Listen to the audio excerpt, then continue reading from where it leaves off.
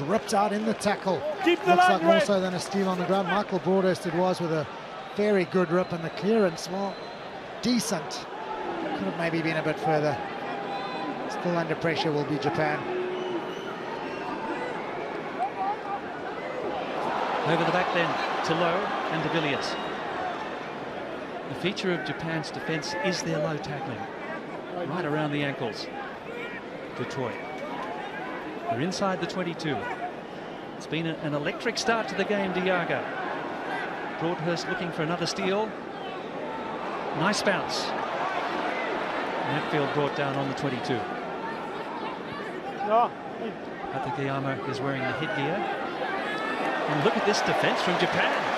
Yeah, taking the space very quickly, coming up, putting the ball carriers under a little bit of pressure. The space might well be on a switch angle out wide.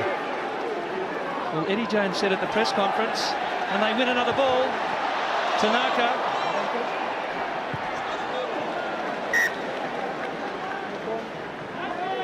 Second time round, better kick. A quick throw in here from South Africa, but the referee says we're going to have the line out. Yes, I was going to make the comment, Joel, that Eddie Jones said, because we are giving away so much height and weight, we have to play at a furious tempo, and we must tackle when South Africa has the ball until our eyes are starry. Well, they've certainly gone in low so far, and hopefully the eyes won't be starry, because it'll probably mean they've taken a bump on the head, the tackler. But good low tackling, good low defence, and at times driving the Springboks back. It's been a solid start from Japan. They are, however, playing the game inside their own 22, which is a dangerous part of the field. They'll want to be pretty good here in the first scrum of the game. Such a big part of the game, such a big part of the foundation of the game, the setup of the next phase. If they are to make a good clearance and a good kick and relieve some pressure, they need to have a good solid scrum. Well, there's a passionate man, isn't he? Hanneke Meyer broadcasts the anthems out loud, wears his heart on his sleeve.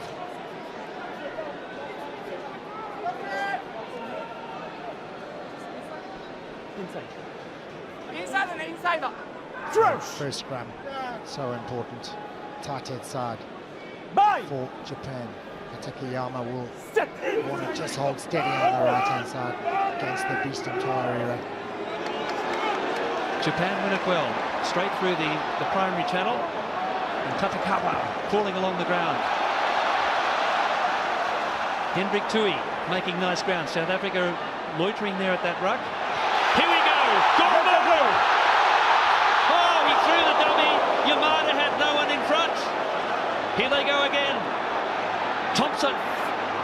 The Japanese asking questions early on. Needed to go, didn't it? That final pass on the outside was Yamada.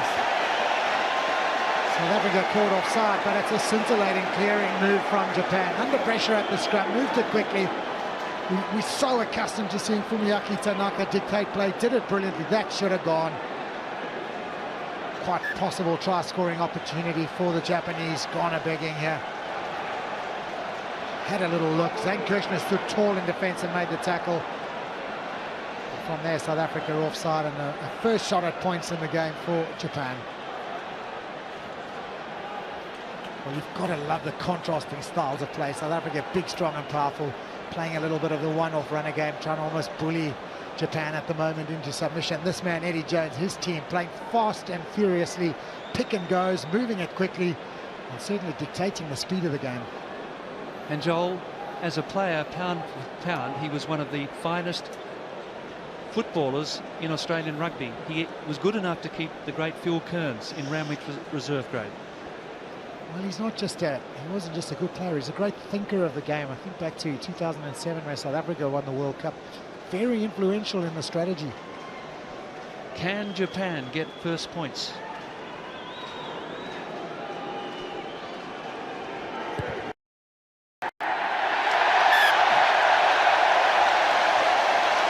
Yes, sir.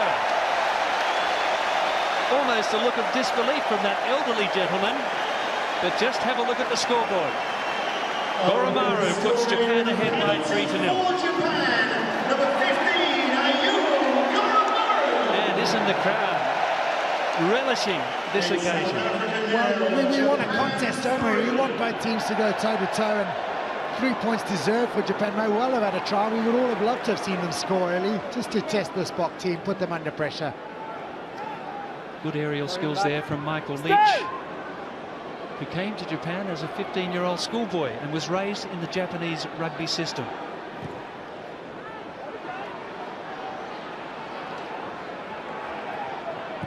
Goromaru. Move back. Almost down to the opposing 22. Luasi Mbovo. Left foot kick, nicely weighted. He's run everyone onside. Leach underneath. Second high ball take from the Japanese skipper.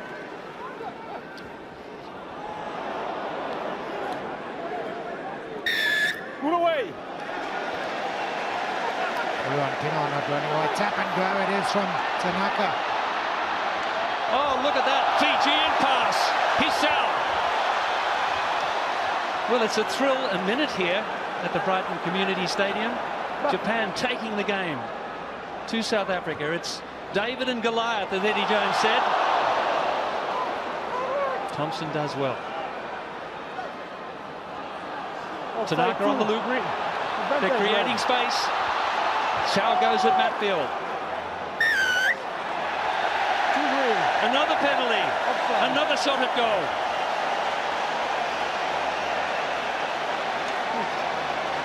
Just hear the roar from the crowd, loving the fact that Japan are taking on their more fancied opposition. Look at this for a little backward, just magnificent. Shot to Hori, the pass out the back. Japan attacking down the left-hand side. Bismarck, you can see the man penalised for being offside. Defence standing good for South Africa at the moment, but they'll have to watch that discipline. They'll have to retreat back behind the offside line and make sure they don't give away penalties. They're conceding space and territory and points at the moment. Early change. And it's the tight head prop coming off the field. This could be a blow for Japan. Kensuke Hatakeyama coming off the field after 10 minutes. And he's been replaced by Yamashita. And Joel, significantly, the South Africans have been in a huddle for the last minute.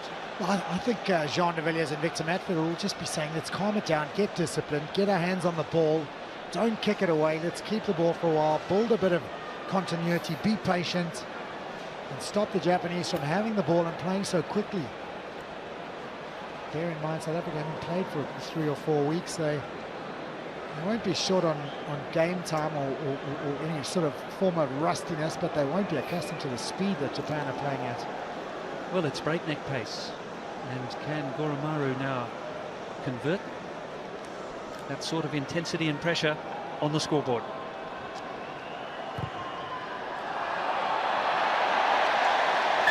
He's pulled it. Well, that's a very uncharacteristic miss, and perhaps some nerves there, Joel. You've been in that situation. Yeah, sometimes those easy kicks are the hardest ones. They're the ones you expect to get, and not the most difficult kick. Be disappointed. Let off for South Africa.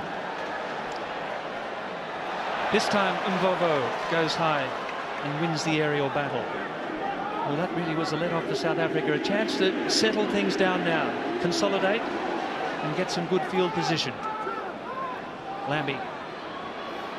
That's Diaga. Just outside the box 22.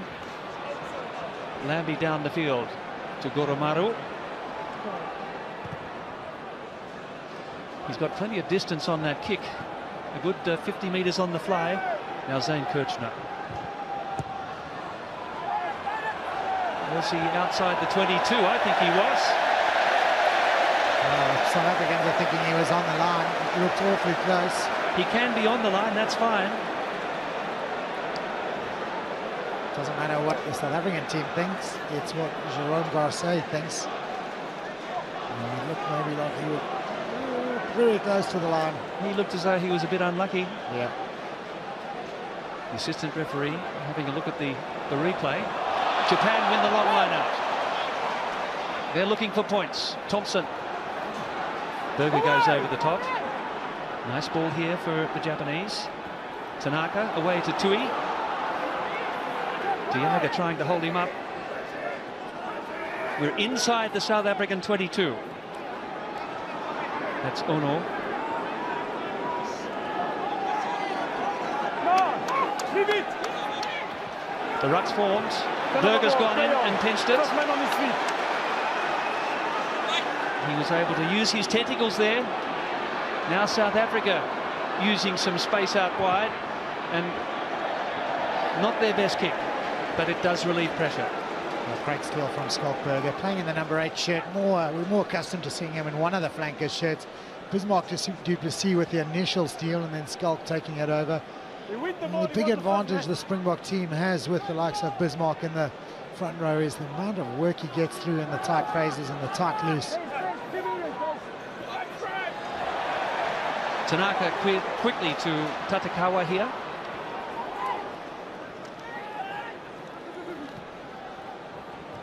Romaro in behind Habana. Kirchner absolutely pummeled. South Africa keep the ball in play. Ono. It's a tantalizing kick. Lambie back there. Back, 6. He had no one to work with, and we're on halfway. This is Leach. Just bouncing it. It came off the South African boot, I think. Like rabbits in the headlights at the moment, the Springboks. Not really sure what their game plan is. Not wanting to play from deep, but not wanting to kick it away. He'll be delighted, Eddie Jones, with the start that his team have made. And they just seem to be growing in confidence. It's a mental part of the game, so important. True belief will be coming through to them right now. A not so comfortable handicap man, and there's a line-out steal. Well, a bit quick up off the offside line with the Japanese. Yes, the defensive line must stay back 10 metres at the line-out until the line-out is finished. They just went a little early. Ruan Pienaar will be delighted there was a penalty there because he kicked it straight down the throat to the winger. So this is maybe the opportunity South Africa need, just to calm things down, kick it out, maybe set up a rolling maul, exert the power and strength they've got up front, and just get back to the way they want to play as opposed to the fast and furious manner in which the game is unfolding. Joel, the interesting thing about the two forward packs, the average height of the South Africans is just about taller than the highest forward for Japan. Here we go. De Villiers getting over the advantage line. Pienaar. Du Plessis. Good set up here by South Africa as Matfield takes it into the heart of the defence, as does Berger, and makes a few more metres. Lambie. Thumping tackle. Hendrik Tui that time. Supporting Broadhurst and Leach. Almost an unbelievable pass there from Berger if it had gone to hand. Hatsushima coming in for the tackle.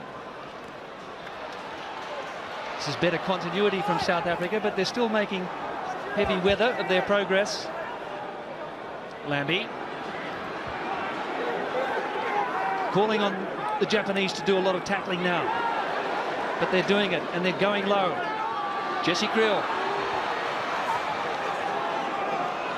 Slowly but surely, they encroach on the Japanese goal line. Diaga. There's almost another steal, but he left his feet.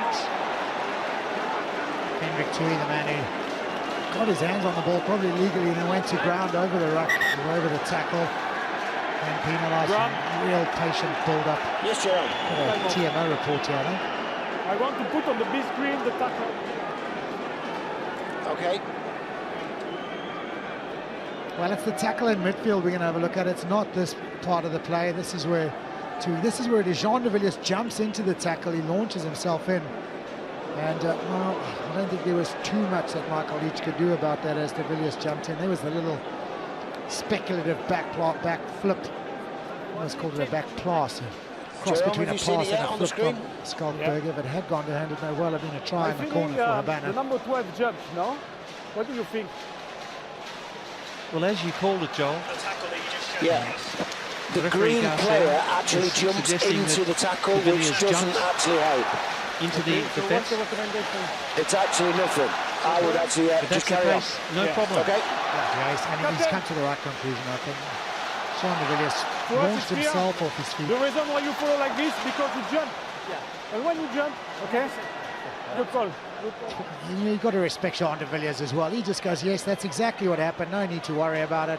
The two captains have a little look at each other and get on with play. Good jump, good solid tackle, it must be said as well. But nothing Leach could do about it. De Villiers in the air. Hey. Now here's a big problem Okay. for Japan.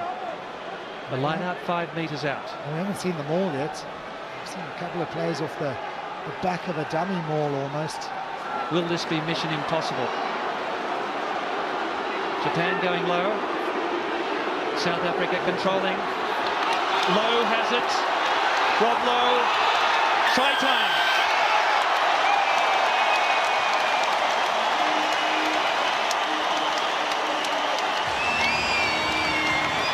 Francois Lowe.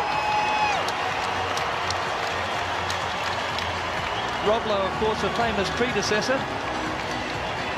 Francois Lowe gets the try for South Africa, their first of the World Cup. No relationship to Rob Lowe, but certainly Rob Lowe will be proud of this maul. Well structured, well organised, collapsed by the Japanese. Out comes the arm for advantage, and round the corner came Peter Steff to toe it. Francois Lowe followed. Good strong leg drive, well organised, well structured, and really back to the South African nuts and bolts. Strong forward initiative, big powerful bit of rugby union, the leg drive strong, and the rewards there for the Springboks. This is what they are so good at, particularly against teams who don't have the power to match them up front. And quite rightly, the South African supporters who've made their way down to Brighton, loving the score.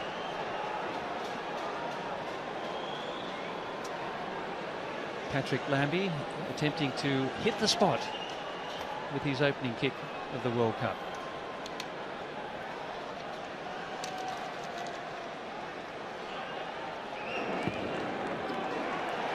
Lovely strike.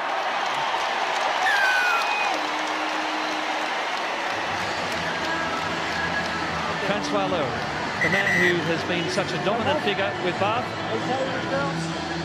This is conversion for South Africa, number 10, Rugby. Hatakeyama, the tight head prop, is back on the field, replacing Yamashita. So that's good news for Japan. Yeah, I can only assume it must have been a blood bin replacement. Did pretty well while he was on though, Yamashita. There's a very interesting kickoff. It was a rugby league style grubber kick, and it almost came off for Japan. But Pienaar's punt downfield is a beauty. Well, what about the pickup from the big fella, Rookie Iago? 2.06 got down there and collected it very well indeed. And then he may have kicked the other one, the last one, down the opposition's throat, but this is a superb kick from Ruan Pienaar. End over end, little top spinner almost. Gets the bounce and chases the Japanese team way back towards their goal line. And we said it in the opening minutes, under pressure, so hard to play from deep. Taken by Ono, Broadhurst passing, and that's Leach. He ran into Francois Lowe. Tanaka into scrum half here. It's Thompson driving ahead, good low body height. The ball! Goromaru, good distance. Copybook. Yeah, great purchase on the kick, wasn't it? Good angle, got the angles perfect, and a super clearance. Good little bit of initiative at the line out as well. Good quick throw in. South Africa not organised enough or timelessly enough to compete at the line out. We're so accustomed to seeing the likes of Matfield and Iago being influential in Japan out of the danger zone.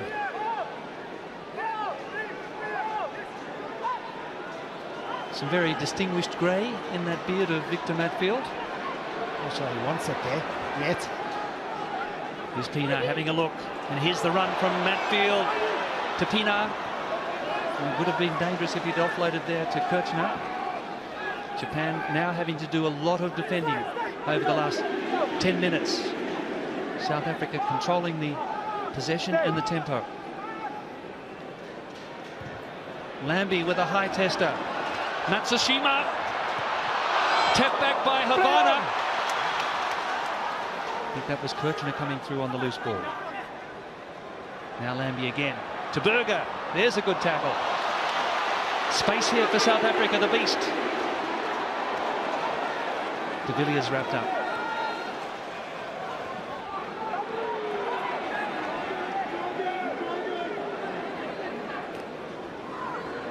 Good line speed from the Japanese defensive line. And Vovo nicely put through the gap there by Lambie. Holes starting to appear. You can only tackle for so long against this sort of onslaught. Low. Lambie. Jesse Krill. He met a red and white brick wall. Here's a gap. Du Toit. So close to his first test try. Here's Matfield and Berger looking for the offload. How much longer can Japan hold on? Here it is for Lambie. Here it is now for du Plessis. Did he get it down? No, not quite, but here it is. Oh! Berger with the tap on. How did you see it, Joel? Well, it's lost forward. The only chance South Africa have got here is if we go upstairs and have a look at Yanni du Plessis' effort, which he's nodding his head. My first call is try yes or no when the 3 green carry the ball in goal. My first question, have a look about the 3 green when you carry the ball. 3 green. So we're with the TMO now, Graham Hughes. And if he does get this down, Joel, it will be his first test try in 5 years. The last one was against the Italians. Were they looking at the Yanni du Plessis or the Bismarck du Plessis? Well, Bismarck's lost that forward, and I think it may well have gone forward out of Scott Berger's hands. Yeah, it's lost forward. Scrub 5, red ball. And Yanni, the telltale sign is always the players. The Boks have got nowhere. They're down on the line. Came up short, then knocked on bar. Between Skalkberger and Bismarck du Plessis and Japan, a little bit off the hook. Should undoubtedly have been a try for the Springboks. Heineke May will be a bit disappointed in the lack of a clinical finish with an open try line. Well, the du Plessis brothers had a double crack there at the white line. Not to be on either occasion. They might be having a little chat about that later. Wondering how they both came up short in 1.5 phases of play. So, Japan, scrum time. They'll have to put it in and clear it out awfully quickly indeed. Hatakeyama on this side, who went off for a concussion test. His parents' house in Miyagi was washed away by the tsunami and the earthquake in 2011 there in the headgear. Don't ask me every time. Once is enough.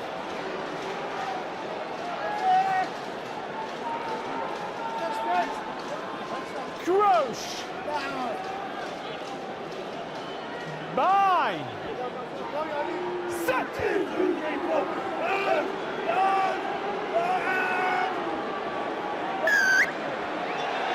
South Africa pushing a little early. And brilliant experience there from Tanaka. He just held the ball up a fraction of a second there, and South Africa gave their little push. He immediately pointed to it and won the free kick. There he is, number 9. He has been described as one of sport's greatest unsung heroes. He is 5 feet 5 and 73 kilograms. He is the smallest player in the tournament, but the biggest heart. Yeah, absolutely. And one of the smallest players in the Super Rugby tournament this year. And nippy, fast, and always a handful. Courageous little man. His superstition before each season is to shave his head. Well done, Victor Matfield. Pass was dodgy. Yes. Picked up by Garcia. Call from the assistant referee. I think South Africa aren't quite used to that little bit of rush defence, taking their space as quickly as we've seen right there. Again, another call on the far side from JP Doyle. The other assistant referee is Federico Anselmi. Japan needs some possession. They need to get their hands on the ball and show their attacking prowess, and see if they can now find some space. Well, it's a good attacking position from the scrum there. Good big blindside and 2 players out wide. It looks like it's Guramura and the right winger Yamato. Everyone else lined up to the left. It'll depend on which way the scrum reels. There's a big scrum. Tui was there. And South Africa getting a nice shove on. Once the referee called it. Hori. Just short of the halfway line. Tanaka.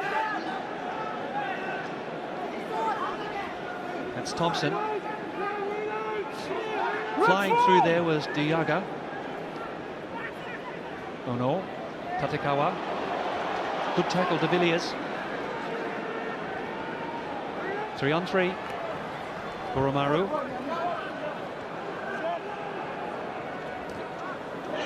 Here's Ono. Barrel there by his opposite number. Handle on the ground there by Bismarck.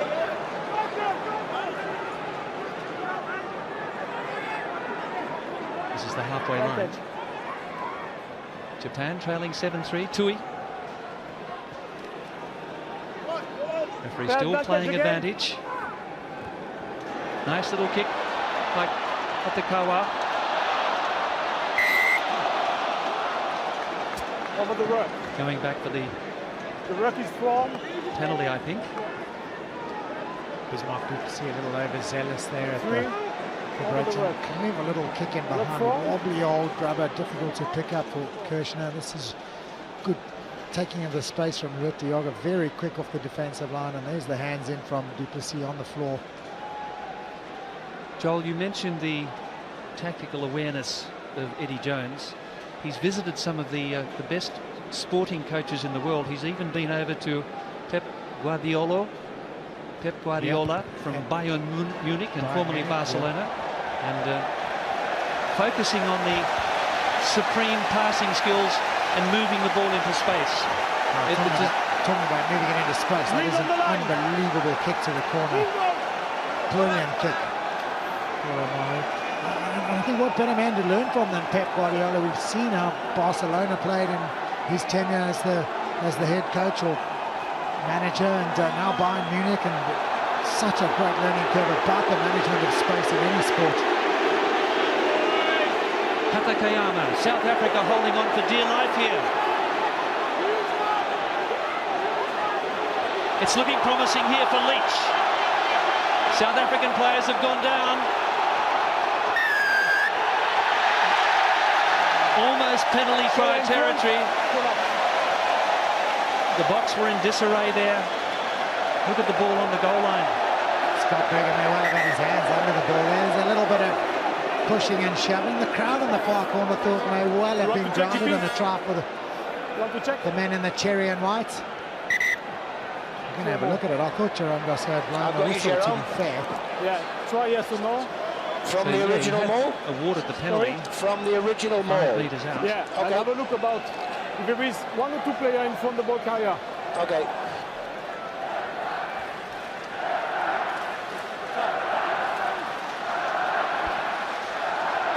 Anxious moments here for Springbok supporters, but taken by Tui, number 8.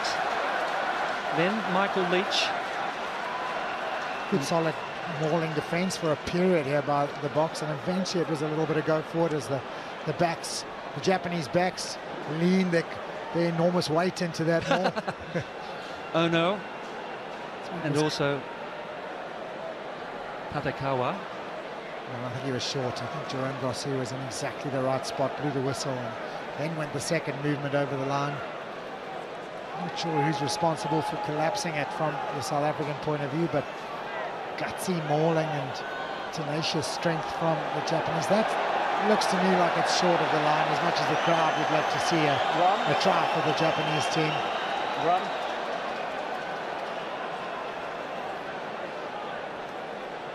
Once the ball is over the goal line, or on the goal line, it's a free-for-all.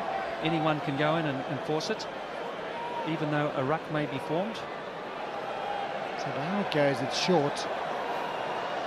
If you are going to do anything, you have to do it immediately in terms of placing or moving the ball. I've got a feeling it's a little bit short, and then if there is anything, it's going to be a second movement anyway. So yes, the number 8, I think. The number 8, Hendrik Tui, the 27-year-old from Suntory Galav. And the leg drive is the critical factor there. That is a telling point of the second movement, and that's really what we're seeing. So I'm almost sure we'll go back for the penalty. Yes, you can reach out, but you can't drive your legs like that to force the momentum. And the whistle they've gone Jerome, already. Yeah, he's short on the grounding, so you're back for your original penalty for the collapse maul. Okay. Okay. About my first question. No, they're fine. They were all we bound. can require more, but the ball don't touch the line, so I come back to the penalty against Green. Yeah. Okay. Cool. No try. Yeah, good referee. Sanity prevails.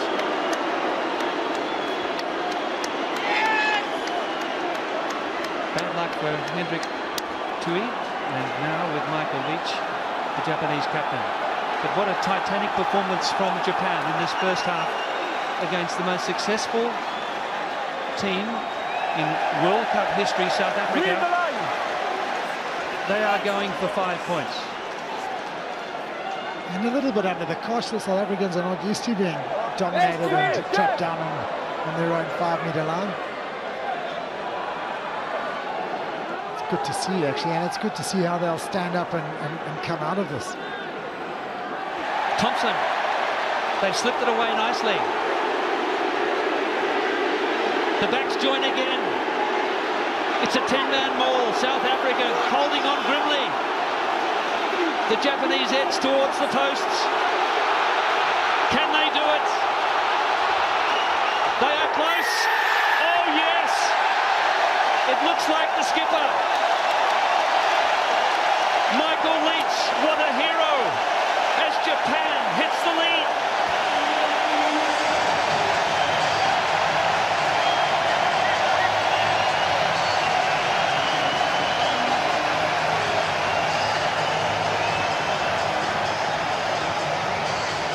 Well, it's an absolutely deafening roar from the crowd.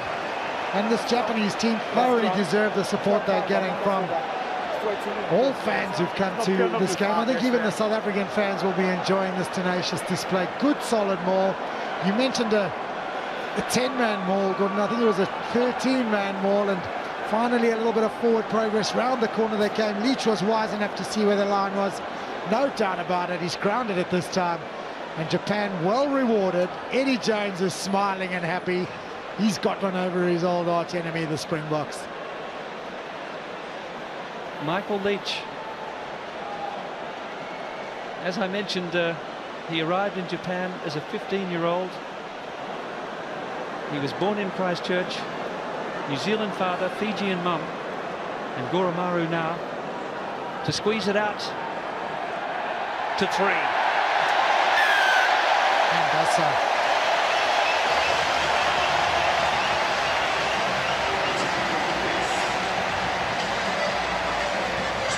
buckle up. Adding the conversion for Japan. Fasten your seatbelts. Japan is not worrying about reputations here. Eddie Jones, the coach, a man of his word, he said, we are here to make the quarterfinals. Remember, Japan has won only one match in World Cup history, and that was 24 years ago against Zimbabwe by 52-8. But they're leading the World Cup giant South Africa by 10-7. First half. Confirmation of the try scorer for Japan, the captain, number 6, Michael Leach. well, offside, really. The knock-on. Knock-on by Red. Yeah, well, it'd been Michael Leach himself who was running back, and the ball almost hit him more than he made a play for it. Now, in this situation, does South Africa go for the 3 points, or do they go for the line-out job? Well, I think they've signalled their intent already, haven't they, by kicking the earlier penalties to the corner. And I see Pat Landy will kick it to the corner again. I think there is a point where you want to start accumulating points, but maybe not just yet. Maybe it's an opportunity to get the physical presence to maybe get another maul of their own going and try and get a big score, a 7-pointer as opposed to a 3.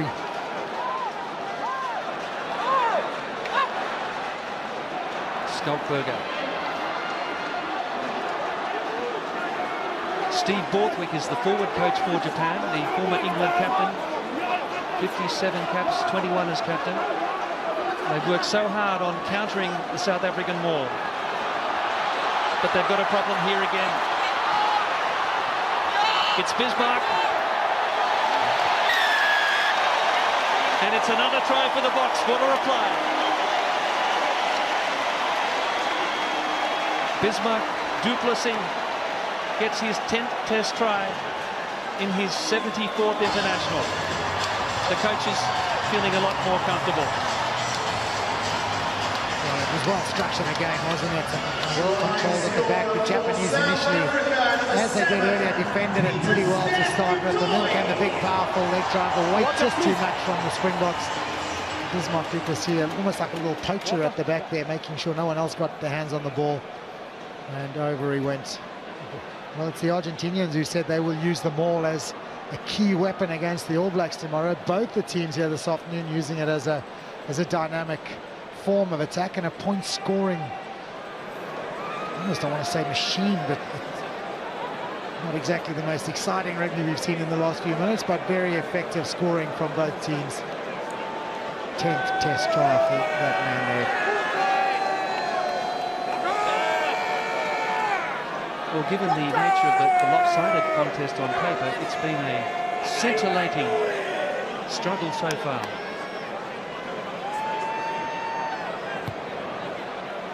And Lambie has swayed that one wide of the left-hand upright, so it's a 2-point match. South Africa now back in the lead. They're back in the lead. Don't we love seeing the underdogs do well in Japan? So far, so good. They've been exposed a little at the maul, this time from Bismarck Duplessis, who's grounded it, but a good forward effort from the Springboks. Good strength across the organisational skills, good powerful leg drive and just reward.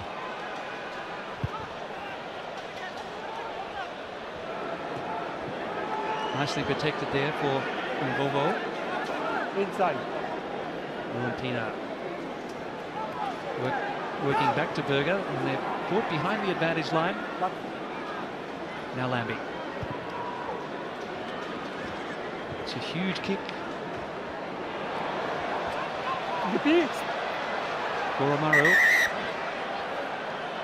Looks like Matsushima carried the ball into touch, jumped from the field of play, caught the ball and landed outside, which means he's effectively taken it out. South Africa will have the put in or the throw in. Well, unfortunate mistake there by Japan, and a chance for South Africa to here to punish that little error of judgment. Funny how games turn on little moments. That may well have been that moment. De Villiers. Lambie held up here by Hatakeyama. And those Japanese defenders sneaking up that time, very close to the offside line. Low.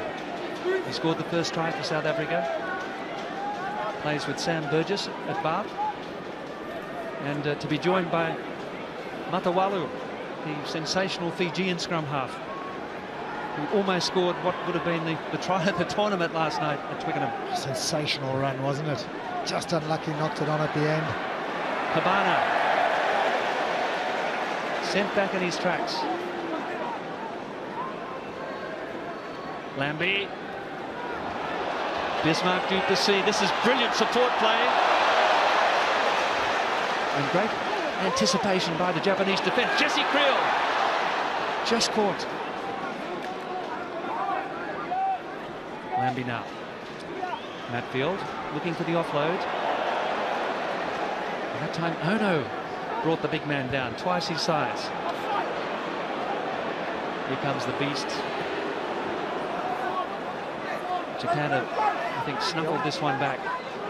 3.5 before half-time. The green touch the ball. Springboks in the lead by 12 to 10. Casey Ono. That's a hefty kick downfield. And Zane Kirchner, who's been outstanding with Leinster over the last couple of seasons. And look at that distance he's gained, almost down to the 22. Brilliant effort there by Zane Kirchner, who won the Pro 12 at Leinster with 2 tries in the final last year. Kasaona was waiting for the kick, received it, had no one to throw it into. Every other time it's been anyone near the touchline, Japan have thrown it in quickly and sped up play, trying to avoid the line out and the big jumpers. And again, very quick to throw it in. I think that was a little knock on, yes, well read by the referee. Knocked on by South Africa at the front. Is green. The second is red. Eagle eye of Jerome Gasset. Tactically, Japan once again spot on, really. Got to the line out, did Shotahori, and almost like a dummy threw it in as fast as he could before the South African contestants could get up in the air. Well, they have to come up with these surprise packets. I've actually seen them play tunnel ball into a line-out. You spoke about the height. Toshiano, their most experienced second row ever, 95th cap today, only 1.92 meters tall. He's playing against Matfield, who's 201, and Ruta Yago, who's 206. It's a proper disadvantage come line-out time. Important scrum here for Japan. They must hold their ground. But it's a nice clean heel. Urumaru coming in from fullback. Tanaka. Nice clearing kick downfield to the 22. Zane Kirchner. And return it back to Goromaru. It's gone just a little too far.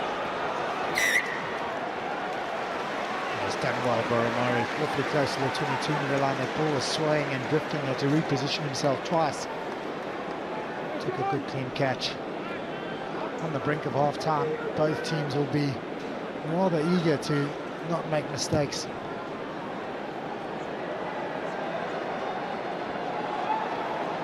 Certainly the speed, agility of the Japanese and their vision has surprised the South Africans. They were expecting it, but you can see at points in this first half they've been a little shell-shocked, little 6s and 7s. Wow, how good was that from Dutoy Mvovo. Great athletic skills from the number 7. Here's Lambie. They're looking for a try here. Zane Kirchner. Sau stuck with him. 30 seconds before the break. South Africa by 2. 12 plays 10. 2 tries to 1. Try scorer, Bismarck du Plessis. Good low tackle there by Ono. Now low. South Africa just probing through Yanni du Plessis. Dutoy. Big bruising work by the South African forwards in close. Yeah, and especially Peter Step Dutoy as the ball finally going wide for the box. De Villiers carried it in, but a lot of the hard work's being done in the front. Mvovo. Japanese desperate to hold on here as South Africa apply the screws. We're now into injury time first half. The box looking to land a critical blow. Lambie with De Villiers outside. He threw the dummy. It could be a turnover here. Not quite. Low tackle by Tui. Now it's Dutoy. So hard to wrestle to ground. Japan's defence is staying composed and holding their formation. Big tackle there by Luke Thompson. Japan come in. I think they've got it.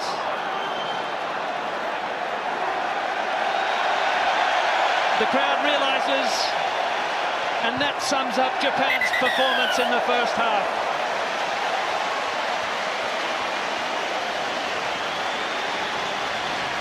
Eddie Jones must be on cloud 9 after that performance. A standing ovation here at the Brighton Community Stadium as South Africa leads by 2 against these tenacious Japanese.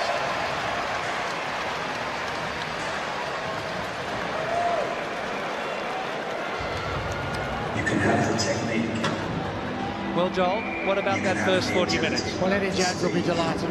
Whatever he would have asked for has been delivered by the Japanese team. Gutsy, determined. Their defence has been superb. They've been scathing in terms of the tackle. Been exposed at the maul twice. That's the only time South Africa have really looked dangerous. For South Africa, they'll need to be a little bit more patient in the second half when they've got their hands on the ball. Go through the phases, be patient, build up, and then find a bit of width.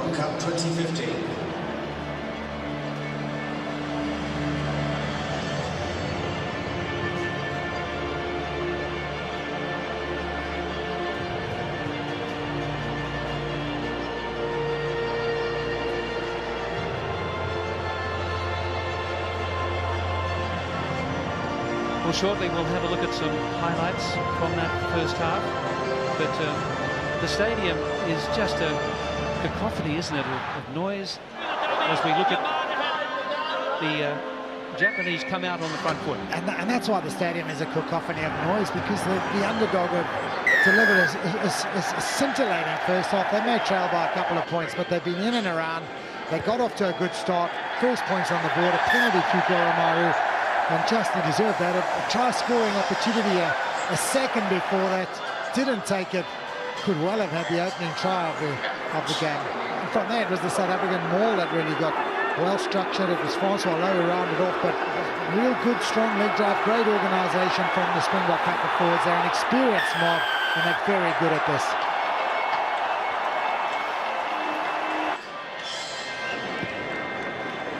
Pat Lambie has been right on the button. Only one missed goal from the Japanese. If they'd kicked that, they would have been in the lead. Yeah, Pat Lambie missed the conversion from the second try as well, far corner. So pretty much even Steven at the moment, and that's exactly what the crowd wanted. Competitive game of rugby. World Cup, it's exactly how it should be.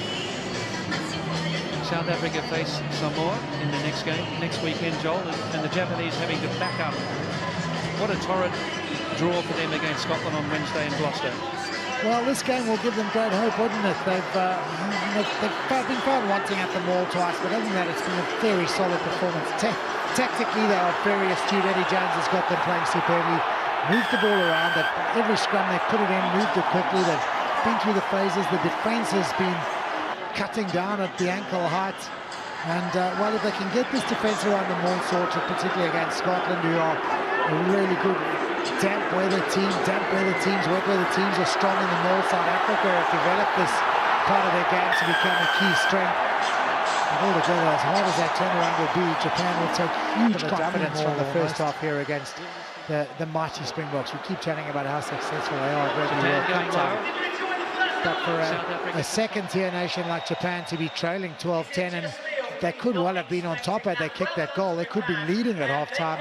This will do their confidence an enormous boost. And hopefully, by the way, just help grow the game in Japan and create more players playing the game, more of a talent pool, and more players to choose from. Well, this was the Bok's second try. Once again, Japan caught out by the maul. Bismarck du Plessis. Oh, in fact, it's still the first one, Francois Lowe. Almost a carbon copy of the two tries. So accustomed to seeing Bismarck at the back there. Francois Lowe also a real good controller of the ball. Garcia had his hand out there, penalty advantage not required on this occasion as the Bath open side flanker controlled things at the back. This was Japan's little mauling try of their own. They came awfully close, almost a penalty, almost a score. And from there, brave decision to kick to the corner, and Michael Leach was the man who rounded it over. Obviously, the long score obviously doesn't have a big hard attack. Make sure that they lift the team. I think they need to lift the team in the second half. So let's look at the scoreboard for half-time. And Francois Lowe and Bismarck du Plessis, the try scorers. Michael Leach, who has had a sensational first half as the leader. He's the body and soul of that Japanese forward pack. Goromaru, a conversion and a penalty. And the one conversion for Lambie.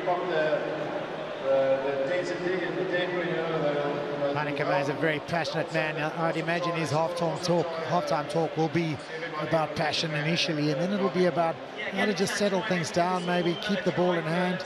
South Africa have kicked it away once or twice, and I'm pretty sure he'll be saying keep it in hand when we've got ball in hand, when we're forcing the Japanese tacklers to make a number of tackles. Eventually at some point, that defensive wall has to come apart and open. And now the Japanese room, and Eddie Jones there with Michael Leach, the try scorer. Closest to us is Hitoshi Ono, the 37-year-old. And some big boys to come off the bench for Japan as well. It looks almost like a little bit of a war zone there, the art of war. But Eddie Jones having a good chat to the captain, talking about what's required in the second half. More of the same, he'll be saying. Yes, a casualty clearing station might have been a good description there. Luke Thompson, he was certainly down on his haunches. Well, this is where the first penalty came, and there was that opportunity right there, just as the replay began, where the ball could well have gone wide. Goromuru had Yamada on the outside, didn't make use of him. The penalty was awarded, and the first 3 points of the game. Almost astounded were some of the Japanese fans. Springboks came back immediately with the maul and the try from Francois Lowe. Keep on chatting about how good the Springbok maul is, how structured it is. They've had 2 opportunities near the goal line, taken back. Francois Lowe with the first, and Bismarck du Plessis a little bit later, 33rd minute with the second. Lambie added the 1 conversion, missed the second, and South Africa chose the whole of the first half not to kick any penalties at goal every time they went to the corner. They moved very smartly to the side. The more restructured, the backs came piling in. It was a 12.5-man mauler. And I say half because I think Tanaka leaned on the maul there at one point. But well controlled by the Japanese captain, Michael Leach, on the back at the side, managed to squeeze around the corner and ground it brilliantly. And the crowd in that corner just went berserk. They saw it first. Loving the fact that Rugby World Cup is delivering another wonderful contest between a second-tier nation and a powerhouse. Conversion sneaking inside the right and upright. And Japan were ahead. Not for too long though, because back came the Springbok maul. Sean de Villiers chose to kick for the corner, could well have kicked that goal. It was well organised, and once Bismarck du Plessis got those strong paws of his on the ball, with the big fellas ahead of him, driving hard, the leg drive very strong indeed, and finally the weight paying off for South Africa. Didn't change lanes, but went around the corner. Peter Steph du Toit at the front, Bismarck at the back, ball in hand. And South Africa would go into the second half with a slight advantage. Out of this. Thompson. They slipped it away nicely. Also controlling it well at the back. The back Two of joining the young in. fellas in the South African team It's a have stood up 10-man well ball. today so far. I think Lutziaga's been good, and most importantly, Peter Steph du Toit has been, as a late replacement, a second row, effectively playing on the blindside flank position. I think he's been superb.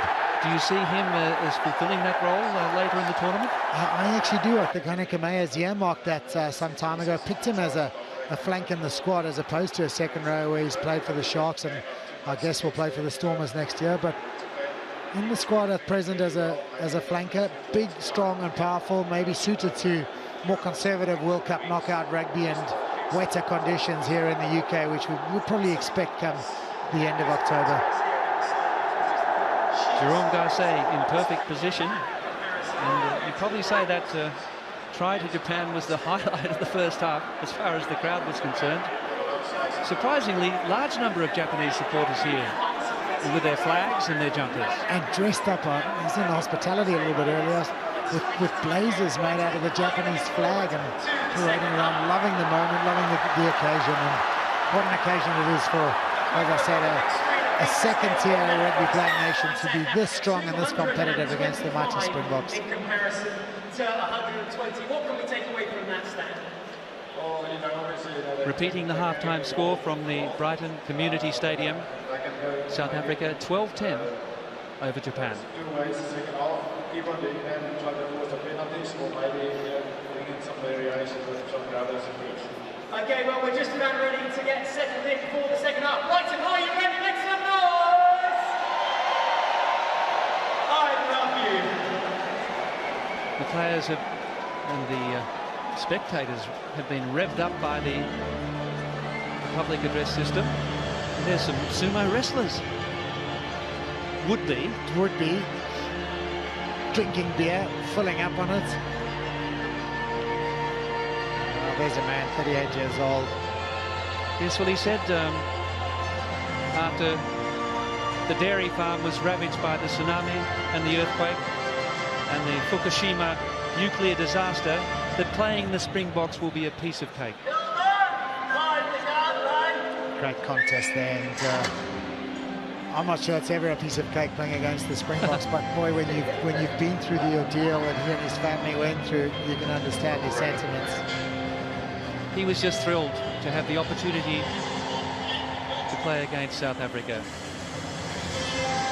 Boy, they played well against South Africa, taking the space very quickly, their line speed up to make the tackles, not having missed too many tackles either. 76 tackles made, missed 9, which is not a bad stat as well. Yanni du Plessis came awfully close here and held up by Michael Leach, who's been instrumental in almost everything good that Japan have put together.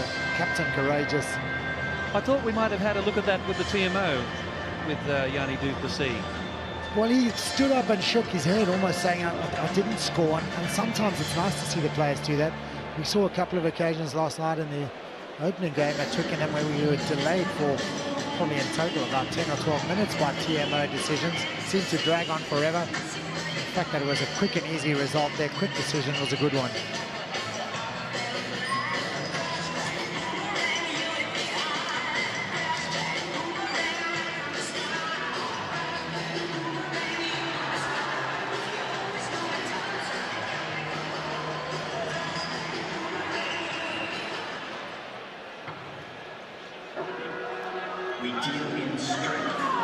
Joel, perhaps an opportunity to look at some of those first half stats as the players come back on the field.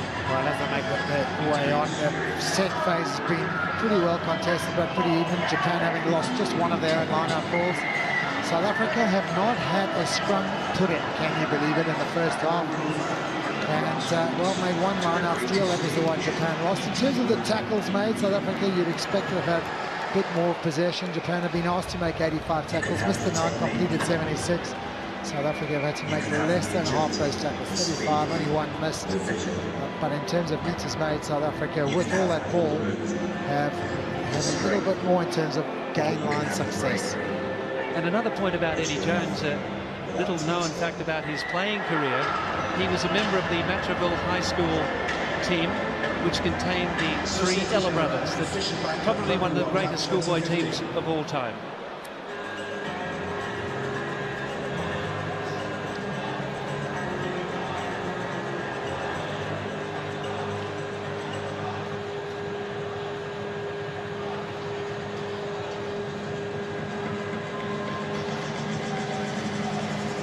The Japanese players back on the field, and in a huddle we await the South Africans, led out by the great man Jean de Villiers. And Joel will have a close look at the Springbok returning lineup to see if there have been any changes. Love to see a bit more time and space for Jesse Creel. Yeah, and for Luwazi and Volvo as well. Brian Abana, I'd imagine, will be eager to get his hands on the ball. No changes in that box side. Evan Etzebeth, a late replacement onto the bench as Peter Steph Dutoy moved into the starting lineup. He's got to start half strength. Don't expect to see too much of him this afternoon. From Japan, I didn't see any changes on the Japanese side either as they made their way out. Well, I keep repeating myself, but Eddie Jones said at the press conference, we are here to make the quarterfinals. We are here to show the world and the Japanese public that we have made giant strides. And when you look at Eddie Jones and his record, they've won 18 of their last 22 test matches. They've beaten Wales in 2013. They beat Italy last year. They're beating Tier 1 nations. and they strung together 11 wins in a row just recently. And if the first half is anything to go by, they certainly have a shout. Coziono, another little testing grubber. Safe, sure hands from the South African skipper. 10-metre line, Lambie.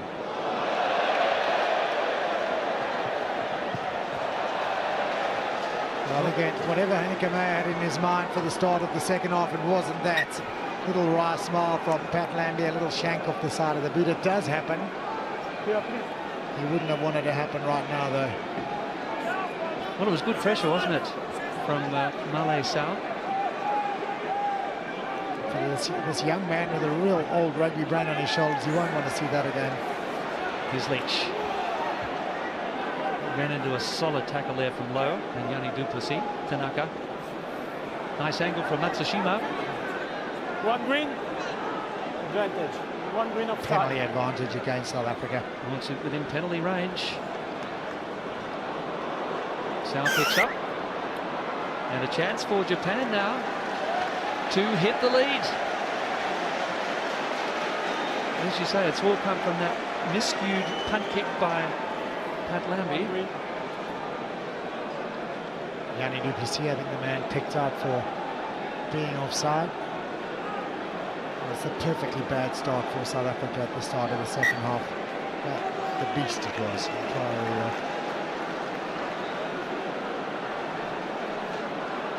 So it looks like it's going to be a shot at goal from Rugby. One green offside. All we need is a ball. One green offside. From the team. No, on the line. No, on the red. Well, the late Shigi Kona, who is the president of Japanese rugby, the godfather of Japanese rugby, commented that height is a problem, but that being the case, it is easier for us to pick up the ball, to scrum lower and move quickly around the field, which is how we have to play. And that has been Eddie Jones's blueprint. We've seen it here today in every aspect. And now Japan with a chance to scrape into the lead. Doesn't that statement sum up the Japanese attitude towards life, towards business, towards building process, and obviously towards this wonderful game? Always looking for a solution, always finding one using some real good innovation, good initiative. He missed a similar kick in field position in the first half.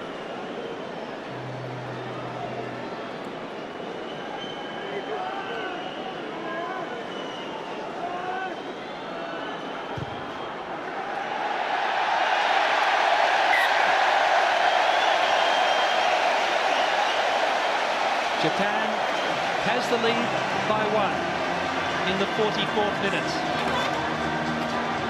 Eddie Jones controlling his excitement. Lambie goes quickly, looking to redeem himself. And Michael Leach underneath. Well, that was actually Michael Broadhurst.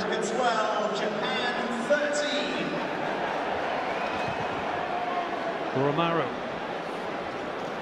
Japan have got good distance on their downfield kicks. Pienaar, Habana, Lambie.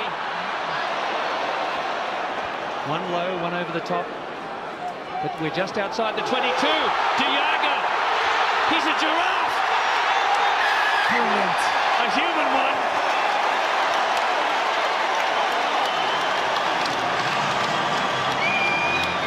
Heineke's happy. That's the reply the box needed. The long loping legs of the giraffe, you might say. Ran a good angle, did Diaga.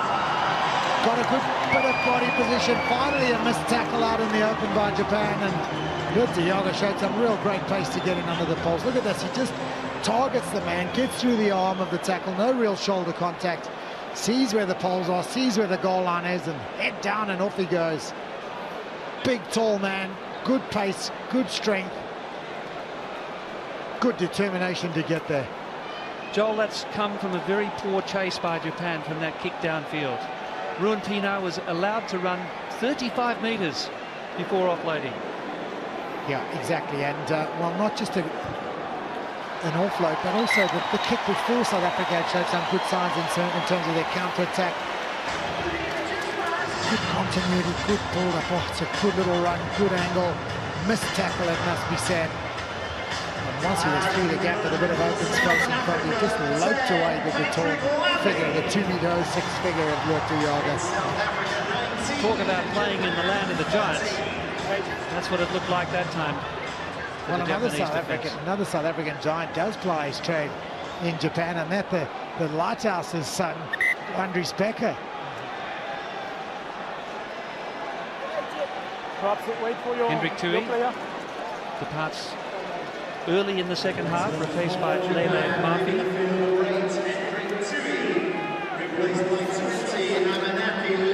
And there he is, the 15th of 16 children, Lele Murphy, and they're all cheering for him in his first World Cup game here at Brighton Community Stadium. There's a big no-nonsense from Skalkberger on Hatakamaima.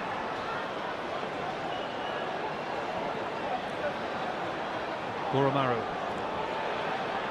Here he is now, Murphy. Straight back to Yanni du Plessis. Victor Matfield underneath. Nice start for the game for Lele Murphy. And this is Michael Leach with that characteristic low driving body height. Hatakayama. Tanaka goes in. Oh no. Oh, Murphy getting very involved.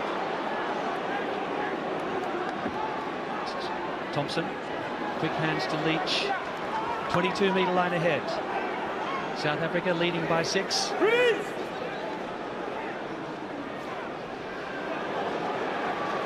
Good umbrella defence there from Jean de Villiers, trying to unsettle the Japanese attack. He did it effectively. Yeah, rushing up on the outside, stopping the play at route almost. Yamashita going to ground there. Goromaru. Trying to run it. Bismarck du Plessis, not always a wise move. Won the penalty there. Very difficult for Bismarck, but you've just got to be more positive and more urgent in that situation. And more disciplined. You want to make the right decisions at the right times. Well, all of the coaches have been told the areas the referees are looking at, they're going to be harsh on, and that breakdown area and players being lazy around the tackle. And I think he's also showing a little frustration on his face there. I think the South African team know as well that they have maybe 60 minutes before the coach is going to substitute them, particularly in the front row, not rolling away. Clear problem there for Bismarck du Plessis. He eventually makes an effort, but could well have got away a bit earlier.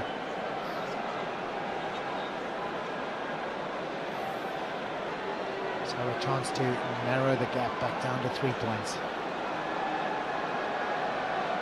He's modelled his goal-kicking style on the great Johnny Wilkinson. Pretty good style to model it on.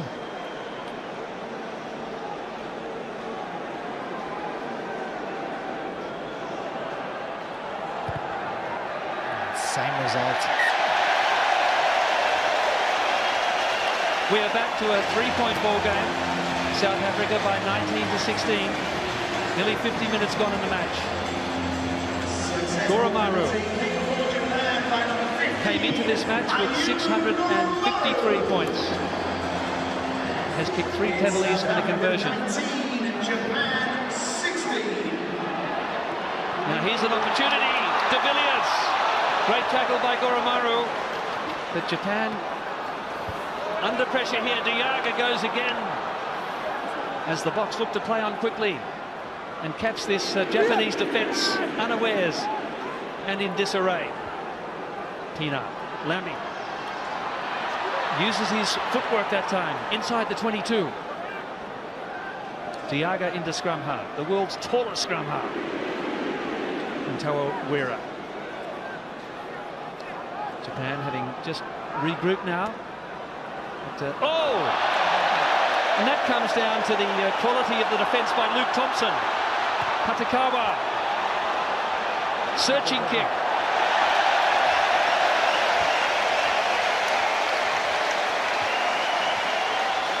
Well, searching kick, great result on the kick. Skolkberger just had a little hand dislodge the ball, trying to get the ball above the tackle and, well, lost it in the contact situation.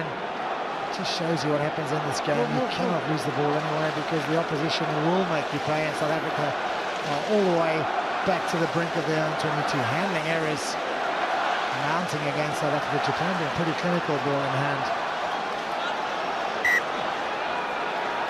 Some obstruction ruled there. The referee will explain it.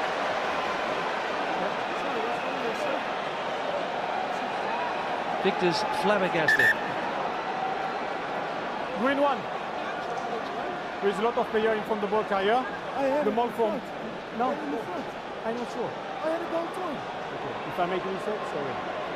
Okay. I'm not sure. Joel, I think the referee has ruled obstruction, but Victor's saying I held onto the ball. Yeah, well, rightly or wrongly, it doesn't really matter. The decision's made, I suppose. Victor, let's have a look. So I think both of them have got the ball maybe, and that's probably what was confusing. And as it went to ground, it certainly wasn't Victor who had it. It was a bit each way. So because there was no genuine maul offered by Japan, obstruction was the ruling. And it doesn't matter how much you argue. I've never seen a ref change his mind.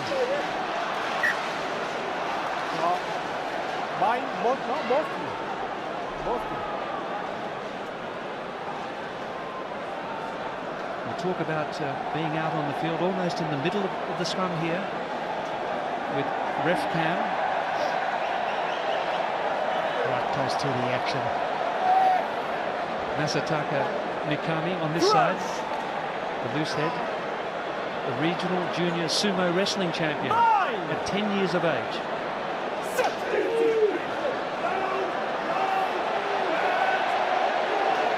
Great scrum. Oh no. Tatekawa. Japan now with their tails up in good attacking position. Thompson. Oh, that's a rugged burst from him. They work it quickly. Tanaka. Tatekawa. Tatekawa and Murphy. Try and hold him up here. Now they have to release. Against the tackler. Go away. 3 points here will draw Japan level. Quickly on the ground. It's Graham, you need to have a South Africa's discipline letting him down a little bit. Bismarck penalised a few minutes ago. Now a penalty for not releasing on the ground. Good strong carry though. Big carry from Luke Thompson. Held on. Ripped to the ground by Skolkberger. The call from the TMO, be careful on the head. Well, Luke Thompson's sister Anna, watching back in Christchurch. 5 World Cups for the Silver Ferns and still playing for the Tactics. Good pedigree in that family. Well, father, Dad, Dave, I should say, was a back rower with Canterbury and is now one of New Zealand's leading pacing, harness racing trainers and drivers. The crowd is going berserk here, Joel. They are loving the fact that the underdogs are in the game, and the chance here is the result of Victor Matfield not releasing the tackle play, not allowing to play the ball, as was the call from Jerome Garcia. Means Goromaru has an opportunity to add another penalty and tie the game up. Who would ever have predicted this? The crowd will tell you again.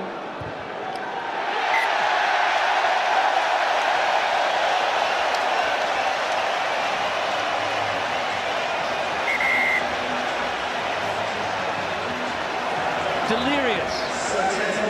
And I think for some of these Japanese supporters, it's becoming quite emotional. I think we saw some tears. It's like a dream come true, isn't it? I keep wondering at what point are South Africa just going to up a gear a little and take control and then score 2 or 3 fast tries and take the game away, but it's just not happening. Substitutions coming for Japan. Tatakayama, who had a concussion test earlier, who is now off. Changes 2 for South Africa. It's a very deep kick. Murphy taking on 3 Springbok defenders. Very important for Japan to clear their defensive zone here. Here comes the toy, and that's good pressure. So South Africa now with the opportunity to hit back quickly. On the line, please. Poor clearance from the defensive zone. Not pleasing the coach. So whole change in the front row for South Africa, an opportunity for Haneke to get some fresh legs on. Kuhn-Lister hasn't been very short of game time coming back from injury. He'll be loving the opportunity to be involved. South Africa does extremely well there to recover after the ball was juggled. Hori tried to rip it away. Burger into Leach. And now Strauss trying to add some energy. And Thompson stood his ground. 22-metre line. Lambie. That was Kirchner. Easy mark. Downfield we go. Lambie in beautiful position. 15 from halfway. Pienaar in support. Mbovo. And Jesse Creel's outside. But Japan didn't give him a chance to pass it. Diago and Strauss. Yamashita was underneath. Good low tackle. Burger getting involved. Inyankane. No inside. Burger cleans out well. Good counter ruck there from Japan, thwarted. Diago. He's really hungry for work, the big lock. Yeah, he's got pretty step to Toy coming in quickly as well. Another man hungry for work. Isolated a little bit, Westhuizen. That's against Tanaka. Not rolling away. Consistency from the referee. Important penalty, South Africa. What do you reckon? Kick the goal this time? Well, you're the expert, Joel. Oh, I'd be kicking everything right now. In a tight game now, I'd be 3 taking points. every single opportunity, Yeah. taking the 3 points, building a lead, taking the game away from Japan, and then thinking about the tries. One more try needed for the bonus point, but most importantly, you've got to win this game. Brilliant little offload from Skalkberger out the back door. Trevor Nyankani also looking, ball in two hands, trying to get that offload away, just not able. And then this is where the penalty came. Very quick to blow it, isn't he? Jerome Russell a couple of times against South Africa, and that time Fumiaki Tanaka had almost no chance to roll away before it was blown.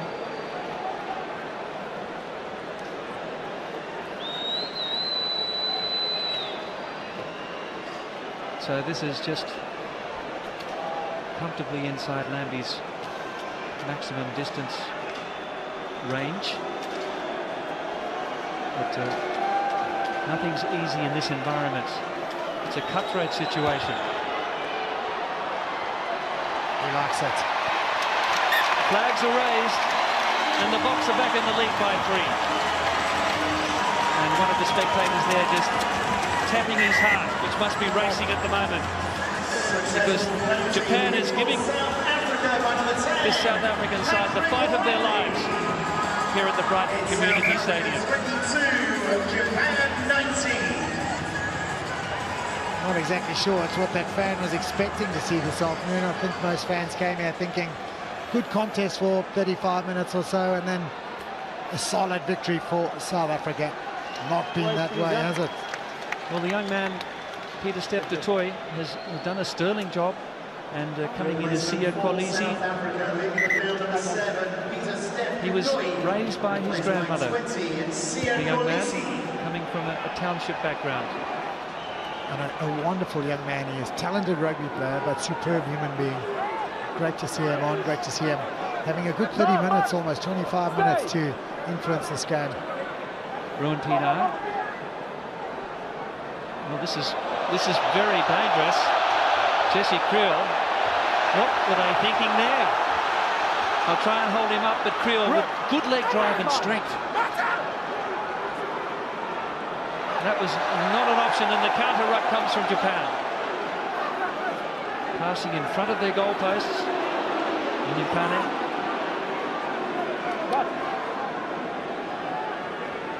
Burger. Still only 15 metres out from the goal line. Now Lambie. hefty downhill putt. He's put that one into the spectators. It's a beauty. Super kicking. No chance, most importantly, of a quick throw-in for Japan. They're going to have to contest a fully lined up line-out. South Africa very quick to the line-out now. They've learned from the fact that they've been caught once or twice by the quick throw. Quick to get there, quick to get organised, quick to have their pod set up. Lutayaga, the imposing figure at the front, trying to block off any thoughts of a quick throw-in or a flat throw-in. And changes in the halfbacks, as anticipated for Rugby and Andre Pollard are going to get a good run at a combination here, and off come Tino and Patrick Lambie. And what a duo to bring on in this critical stage of the game. Yeah, the huge experience of Fourie du Preez, the young up-and-coming Andre Pollard. Certainly a combination that we're all looking forward to seeing. Japan take the line out nicely. Tadakawa, 10-metre line, South African territory, and Luke Thompson, who's trucked it up all day.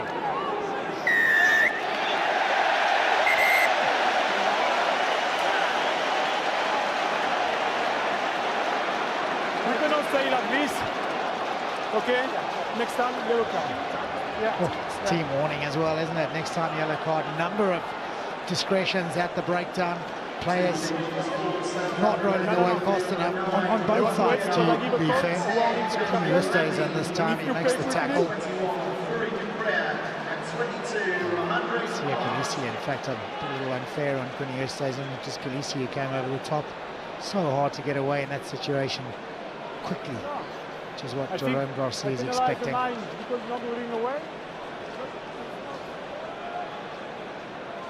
Well, this match is still on the tightrope. Japan with an opportunity to come back again and counter-punch and level the scores with just over 20 minutes remaining. Nervous times for the Springbok skipper and his charges.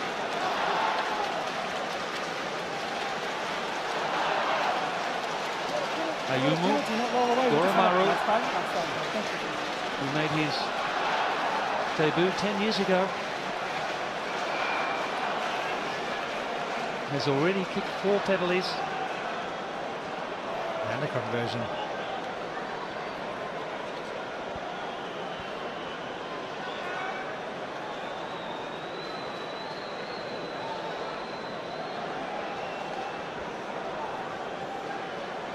This to level the scores. Hold your breath.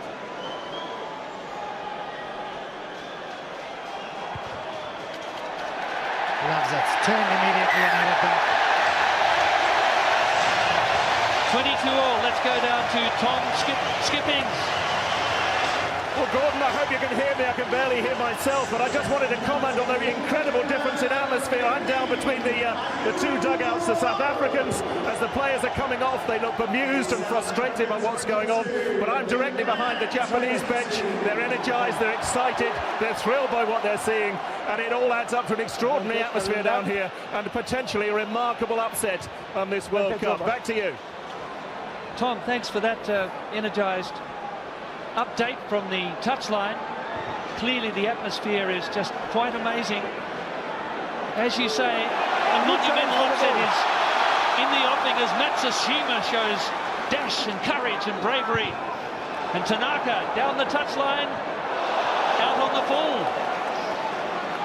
Well, it's only a matter of centimetres. How critical will that kick prove? This is a brilliant take. Climbing up high, the contest superb. Matsushima grabbing it out the air somehow, and then this little kick over the top. You chat about centimetres, but that centimetres on the wrong side of the line results in about a 40-metre difference in the game place. There's been some offside, so yeah, that misplaced kick there by Tanaka could really punish Japan here. Pollard goes wide. Here's Creel. Well, Yamada pulling off an unusual tackle. Sort of had his back turned. Yeah, a blindside tackle. Now Japan's defence to be tested. Diaga. As Hori goes in. And they're up quickly. Strauss! Straight through! You can't stop him! Well, we had the giraffe, now we have the rhinoceros.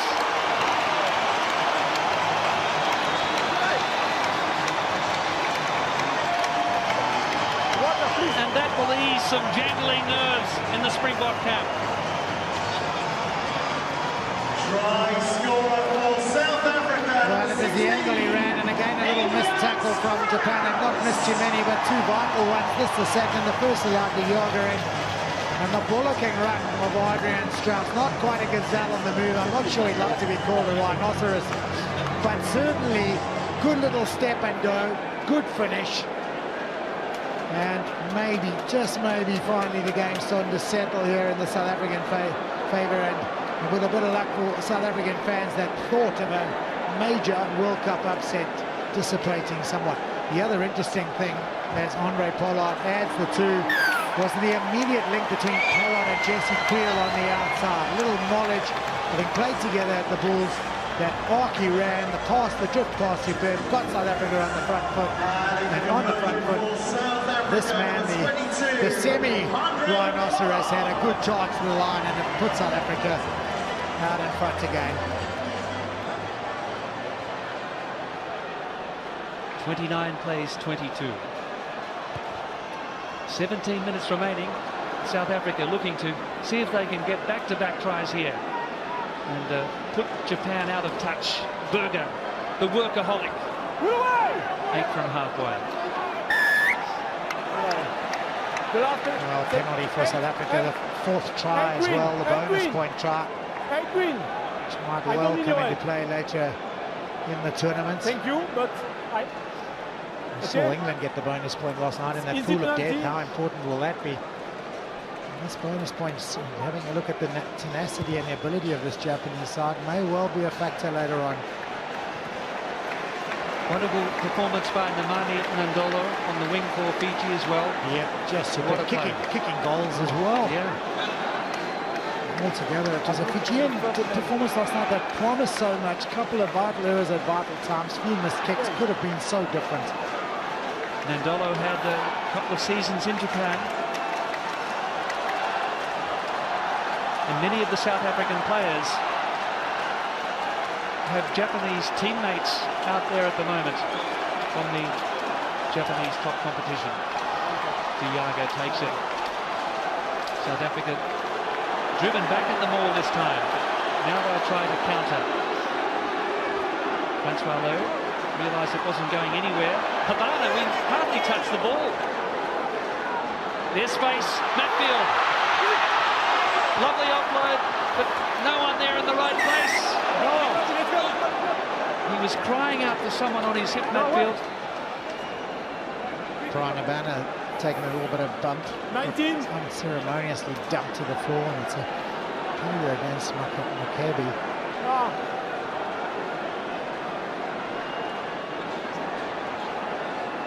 Andre Pollard then. Well, we chatted about how influential the England bench were last night when they made their way onto the field, and I'm kind of feeling that the South African bench too have stepped the pace up a little bit. For Reid Dupree in particular, making a big influence of himself already. Just seems more urgency around the breakdown in terms of clearing the ball. And Adrian Strauss. Well, that's very good line-out defence from Japan. Not very good attacking play from South Africa. Awfully close to the touchline. Set move, well read by the Japanese, and easily shepherded into touch where the Springbok runners. Converted try the difference. We saw Fiji throw one over the back last night and ended up conceding a try. Taken by Broadhurst. This is Murphy. He's not afraid to have a go. They need a long clearing kick from Goromaru. He's taken it outside the 22. Yeah, not bad at all. Quite clinical, really. And Murphy, he's got some explosive power and gets going very quickly. Made a good 15 or 20 meters almost before brought to ground, and allowed the easier kick for touch.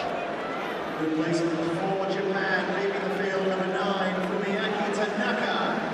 Big Foreign players in the Japanese team have qualified for the three-year residency qualification, including that man who has a Japanese passport and speaks fluent Japanese, Michael Nix, the captain. Khaleesi, 22-metre line, through to Priya. Somehow Berger held on. Now they go away with a counter. South. Japan need a converted try to draw level again. And South Africa may have pilfered. They have. Now the defence will be tested. Berger.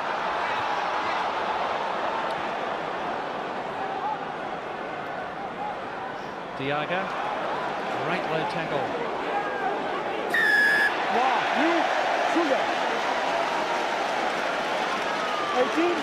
Using the shoulder, no arms. For you. Eddie Jones has undoubtedly done his homework on the box side. Every time South Africa hit, they tend to want to go the same way. Japan have crowded this part of the field. You can see the line of defenders up there very quickly to meet Diaga. And to be fair to Kuniustes, and he almost tripped over one of the defending Japanese players lying on the floor and went down. I'm not sure there was any real intent there. It's a very difficult one, but you've at least got to give the impression you're using your arms in that clean out. Yeah, irrespective of how you're falling or what's caused you to fall, you've got to try to get those arms up and around. And 12 minutes to go. Monica Mayer would not have expected this afternoon. 8 of those penalties have been conceded by South Africa in their own half. So Evan Etzebeth makes his way on. Diaga had a big afternoon. The giraffe got going for a super try. A whole lot of work in the tight loose as well. Still good enough to win the line-out. It's been very good, the Japanese line-out. Here we go, Matsushima! Japan! Goromaru!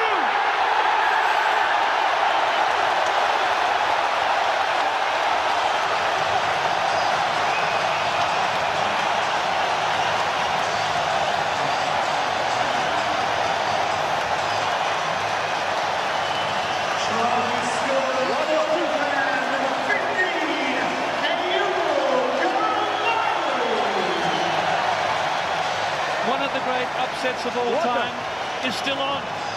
Ayumu, Goromaru. Line out move, set move as well. Away from this contact situation, the little inside pass. Perfectly timed handling.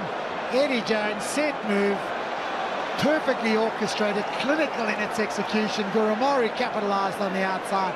With that little inside ball to the winger, Matsushima, who timed his pass to perfection. No defenders left. The Yellow brothers would be proud of that one, Eddie. Yeah, a little wry smile there. Knows there's a bit of work to do still, and how important is this kick now all of a sudden?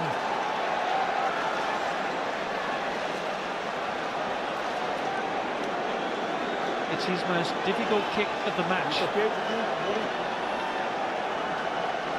He is 7 metres in from the far touchline.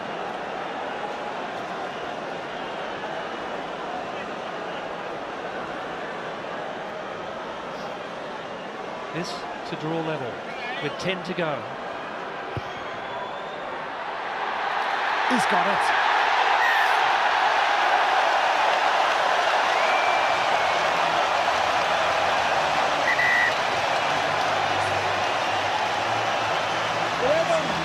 Do you think the crowd are loving this or what? Joel, no one saw this coming. The Japanese fans did. In their wildest dreams. Where's the number 2? Iwazi Ambrobo makes way. JP Peterson, a man who plays his trade in Japan, makes his way onto the field. 29 all.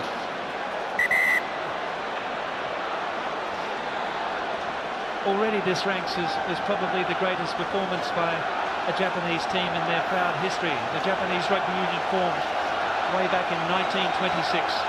They are level with 2-time World Cup winners South Africa with 10 to go. Like for the fans, they've just switched on now. They can't be believing their eyes. South Africa goes very deep. This is Marv Murphy.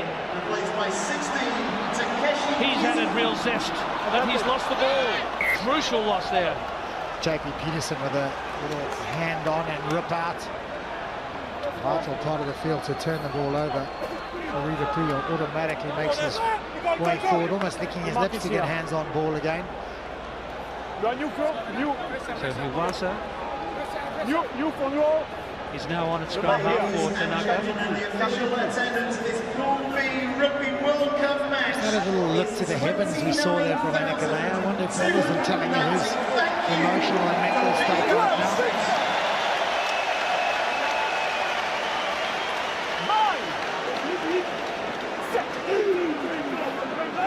So changes in the Japanese back line. Michael Leach might be defending at inside centre. Oh yes! Pollard, 5 metres short. Huge trouble here, De Priya. Referee spotted an offside. Kolisi. Japanese defence all over the shop. Pollard. Referee still playing a penalty advantage. Strauss looking for his second. It's there for the Springboks. Netfield. Etzebat. Kolisi was about to reach out. Boy, that's determined defence from the Japanese. Bodies on the line. Somehow they managed to keep South Africa out. We'll go back for the penalty, but no doubt Andre Pollard, who has made a big influence since he's come on the field, will pop this over and give the Boks the lead. He was the man charged with defending against Pollard, was the captain Michael Leach. And look at this, Pollard, the angle of the run, the show of the ball in two hands, running between the two defenders, found a little bit of space as Jean de Villiers made the dummy switch, cut down just before the line, and then came the penalty in from the wrong side, no doubt about that. Yeah. That ball, Brian Abana was completely alone on the outside. If there had been the opportunity for one long pass into a bit of space, that was it. Pollard then to regain the lead for the Springboks. A formality. 7 minutes remaining. And for those two inside defenders for Japan, Joel, they're in good company because Pollard went down to the All Blacks as well. Well, exactly. It was interesting though with Leach defending that 10 channel. It was Kuzayono who was packing down on the blind side of the flag. The upset is still on for Eddie Jones and the Brave Blossoms. South Africa have it by 3. Murphy, what an impact he's made since he's come on the field. A man of Tongan heritage. One of 16 children. Leach trying to rip it away from the strong man, Berger. And Pollard.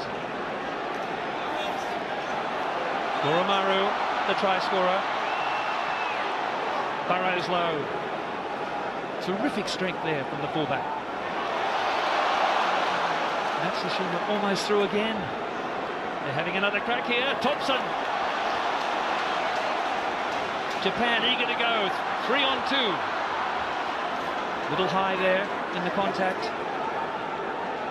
Iwasa goes in. Leach went backwards and then knocked on by the following player. And as the clock ticks down, only 6 minutes to go. These little areas start becoming vital now. Good build-up from Japan once again.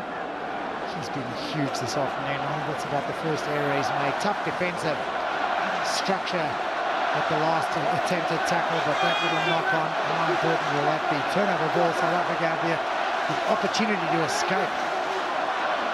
This is the first South African scrum feed of the game, Joel. Incredible. Well, only the 6th scrum of the whole game, the first one that South Africa will put in. And with Michael Leach, he's played inside at number 8 with Liam Messam and Sam Kane with the Chiefs and held his own. That's the quality of the man.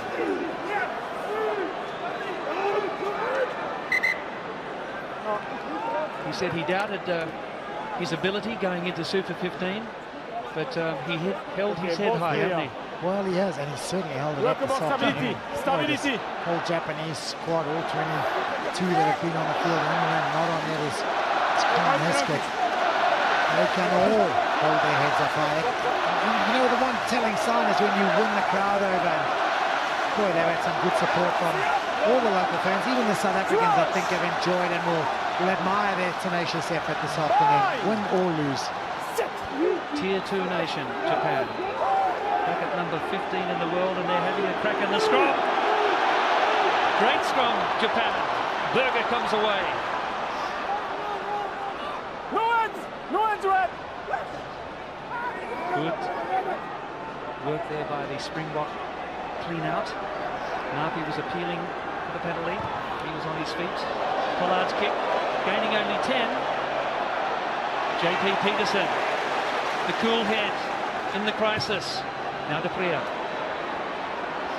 Well read by Goromoru. Etzebeth is up. 3 on 3. Tatakawa, look at the stepping halfway. 4 to go. Japan looking for an historic win. Trailing by 3. And they have a head of steam. Working up towards the 22, Thompson. What a manful effort from him. Kawasa, Leach, couldn't offload. Good form, Matt. 3.5 to go. A try would put Japan in the lead. Phase number 7. Oh, maybe he should have passed at that time. Tatakawa. Now they're inside the 22. Hawasa. Napi wants it. South Africa looking tired around that ruck area. They're being tested here. Sal. 15 to go. Hawasa.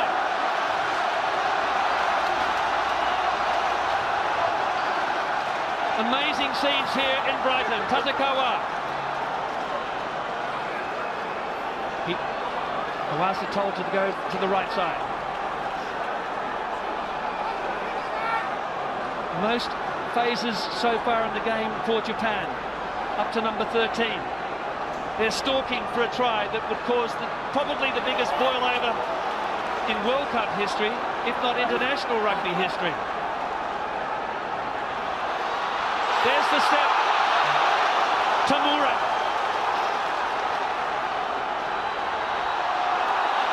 They're having a crack through Maccabi, the prop forward. Sorry. South Africa having to draw deep breaths now.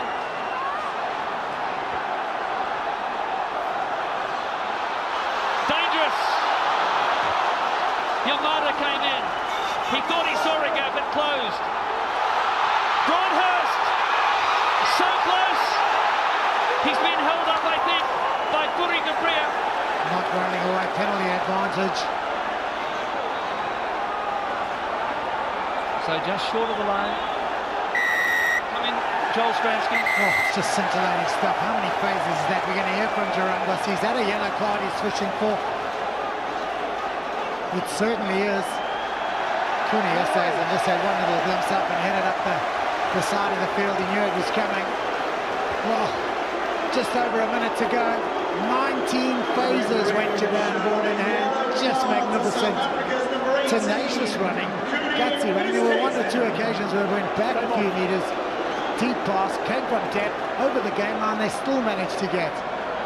And South Africa are in serious danger of losing a game and becoming one of the biggest upsets, as you quite rightly point out, in the history of the game of rugby union.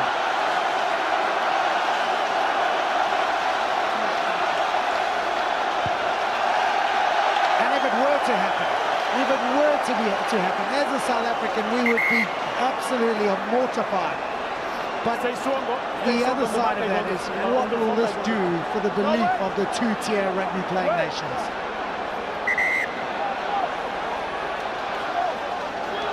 A minute to go.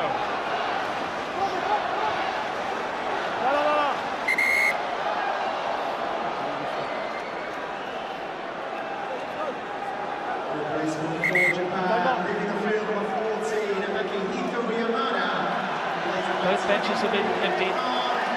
Japan's only win in World Cup history 24 years ago against Zimbabwe. Broadhurst took it. Now they're going for the driving ball. The backs have arrived. Can they manoeuvre? Will this sink South Africa? The whole team's there. Have they got there? They're calling for the try.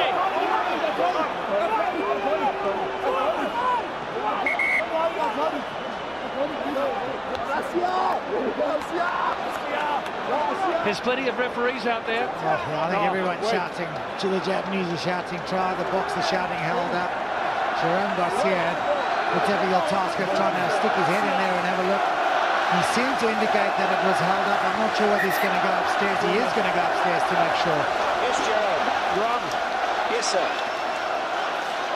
Try yes or no? For me, I don't see clear. I don't see the ball running on the field. But have a look about the first question. Try yes or no? Okay. This may well be mission impossible for the TMO. There were so many bodies there. Very hard to pick up the ball. It's a good 15-man maul, that. Not sure we're going to be able to see anything. In fact, you can see Jerome Garcia was in a very good position. Sia Kolisi was the man who came up with the ball when everyone did stand up. He seems to be the man who will have averted a try being scored for the Japanese. Where's Clark Kent when you need him? X-ray vision. He's underground there somewhere, looking up from the grass, trying to see whether it's grounded or not. Well, 90% of the population here in Brighton aren't even aware that the city has a rugby team.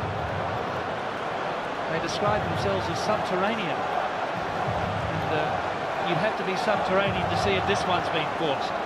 Telling sign is always the team who may have scored where they go stand, and the Japanese are not going anywhere. They're hanging around for the score. Jerome, yeah, go on. Yeah.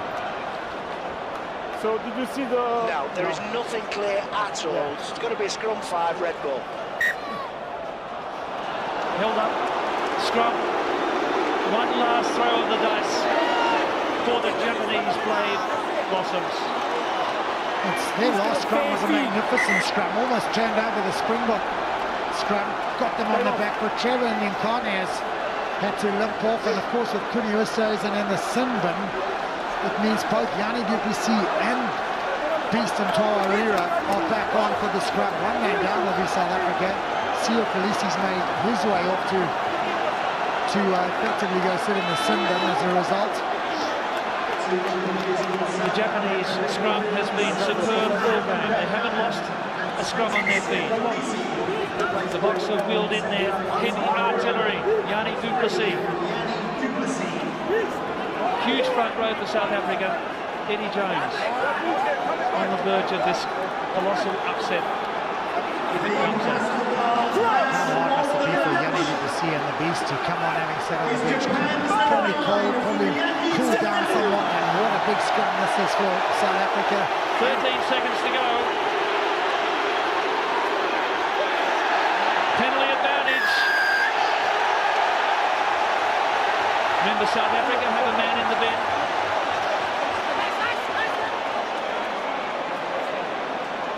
Did they go for the draw, Joel? Or do they go for the win? I don't know. Famously once Dr. Donnie Craven said a draw is like kissing your sister. It's the win they're going for. A draw would be an unbelievable result. You still have to kick it over under enormous pressure. A win would just be the upset of all upsets. Of all time. In the history of sport.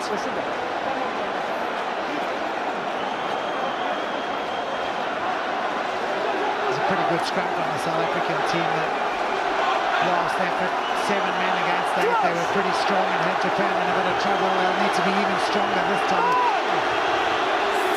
A lot of pressure on the referee here as well.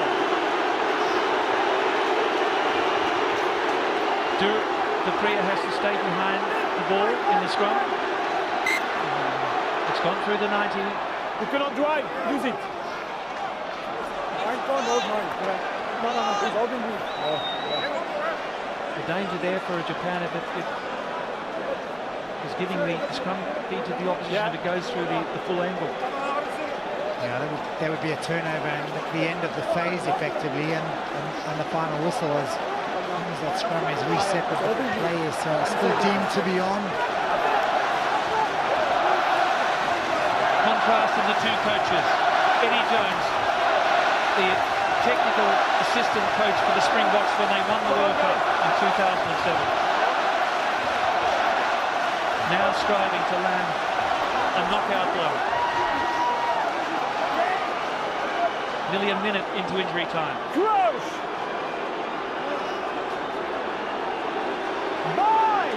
South Africa with only 7 men in their scrum against the Japanese 8. No stability. No. Stability, guys.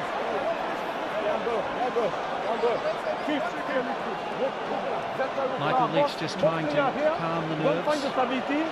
Base control at the back of the scrum is going to be important, isn't it? That last one just got a little bit of a wheelie control as well. Look at that for stress, tension, and a huge element of joy. A glorious performance by the Japanese team.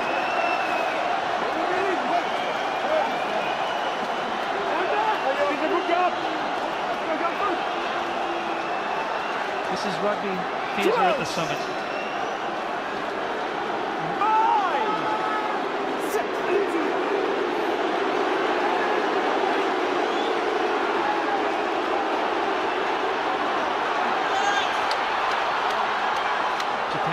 Still have it. Leach, the captain. Iwasa. Back to Broadhurst. 5 metres out. 3 minutes of injury time. A try will give the Japanese this monumental upset. Nakabi.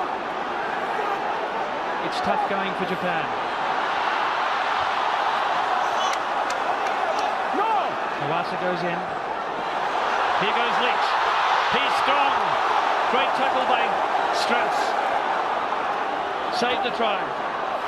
Patakawa. Murphy! Here we go! Hesketh! Come on, Hesketh!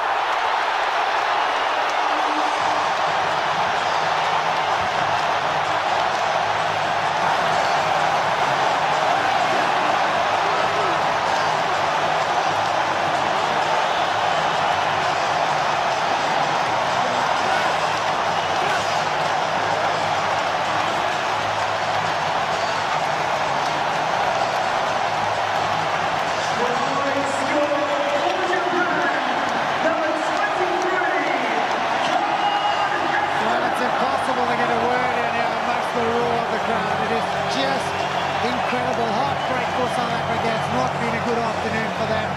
But for Japan, well, to the bit they go, the spoils and thoroughly deserved. They have been enormous this afternoon. They were courageous in not kicking the goal. They went for the try. It was that man, Murphy, who showed some real good strength, timed the pass to perfection, in at the corner when Hesketh to steal the game for Japan. One of the most famous victories in the history of sport, I'd go as far as saying, not just in the game of rugby union. And victory it will be for the cherry blossoms. The conversion doesn't really count for much. It's the 84th minute the try was scored. Goromaru then. It's all academic. Our eyes have seen the glory. It's a rugby miracle.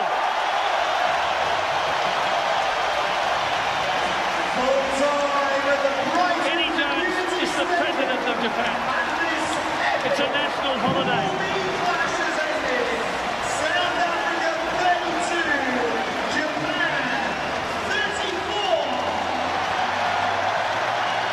a Kiwi who came to Japan 6 years ago from Hawke's Bay with his wife Carla Hohipa, who was a wing for the New Zealand 15-a-side World Cup winning rugby team. What a family and what a moment for the ex-Kiwi.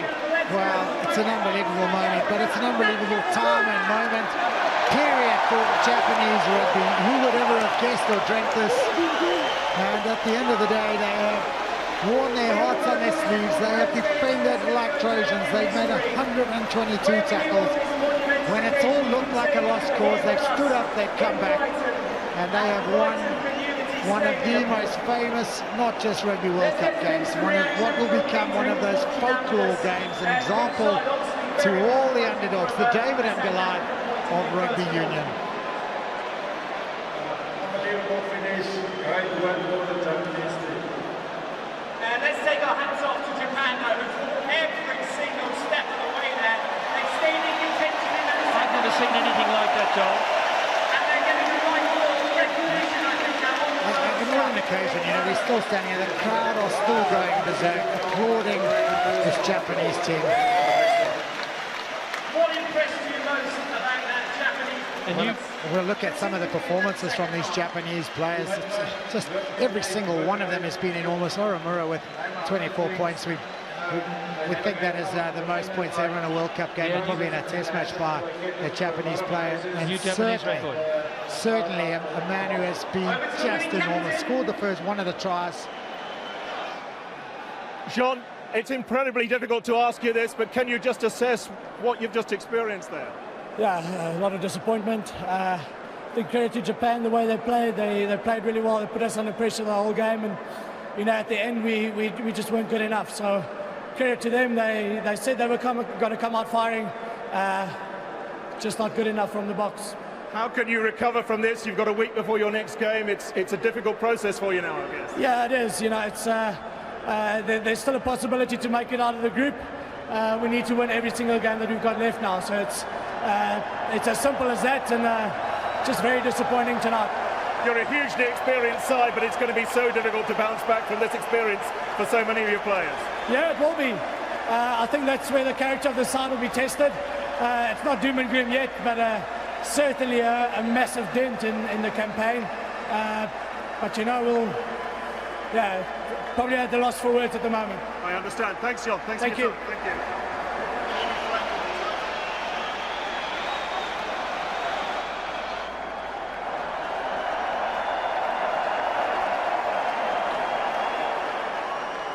Michael Leach, you've just led your country to one of the most remarkable upsets, possibly in sporting history. How do you feel? I know it was always going to be a hard battle. You know, it's David versus Goliath, but you know, we've been training for this day for the last 4 years. We worked extremely hard, all the coaching staff and the players, but yeah, it was just a full-on team effort. And the Springboks, they came out and they really tested us, but we knew if we just chopped them and you know, just kicked it on, then we would come out with the win. You said that you'd come here to this World Cup to make an impact. Your coach had said that, but can you in your wildest dreams believe that you've achieved this? Well, I'm not surprised. We came out here to do a job, and you know, we've been training, like I said, we've been training for this for the past 4 years. So yeah, I know the whole world is surprised, but you know, in our camp, you know, we always knew that we could do it. Quick word on your fans, this remarkable atmosphere.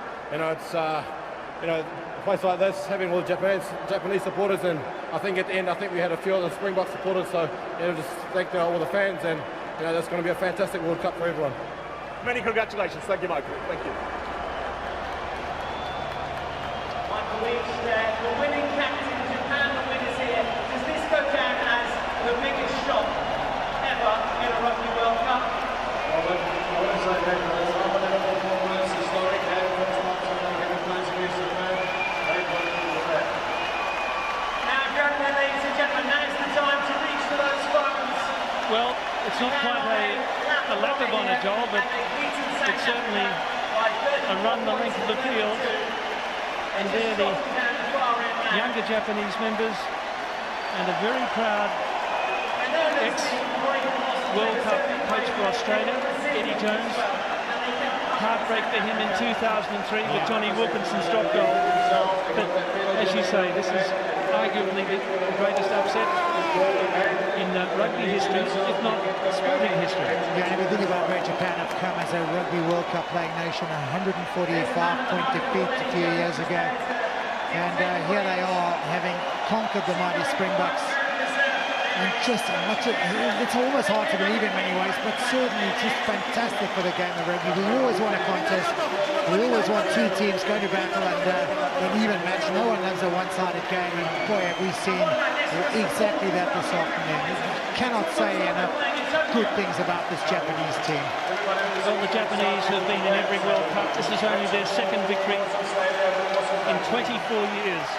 They did finish 2011 with a draw against Canada, but Eddie Jones came in for Sir John Kirwan as the Japanese coach in 2012, and he certainly built up a magnificent record. The Japanese players now calling everyone in, even the stragglers, even the support staff, and it's a very eclectic group. Welshmen, Englishmen, Frenchmen, 2 Aussies, a plethora of Japanese support staff, and the former Rugby League winger from Sydney, Max Mannix, had a hand as well.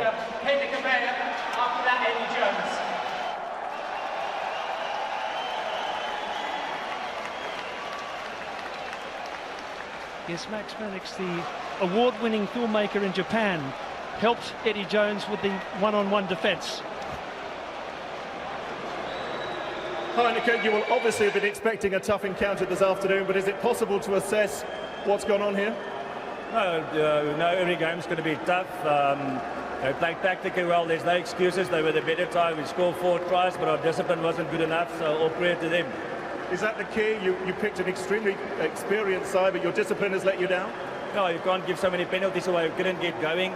They were obviously fired up and played well. The defence was awesome, so we let our country down, we let ourselves down. It's just not good enough. We have to fight back from this.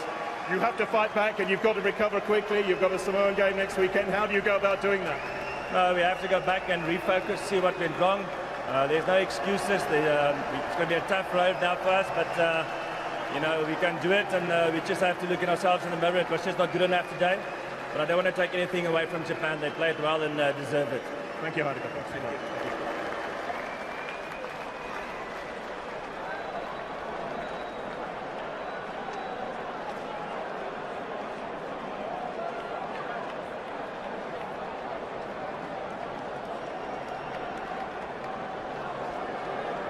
Eddie, you've had some remarkable experiences in your time as a coach, but this must be right up there at the very top.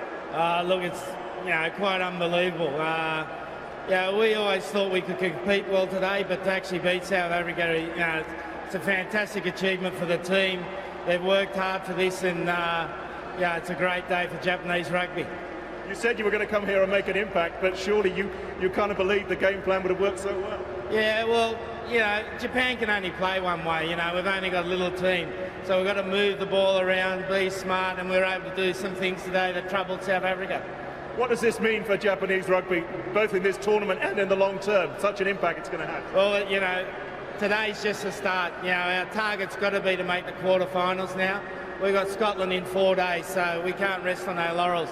But it's got to give Japanese rugby a lift. If you're a young kid at home in Japan watching rugby now, you'd want to play rugby at the next World Cup. So it's a fantastic thing for Japanese rugby. It certainly is. Many congratulations. Thanks for your time. Thank you.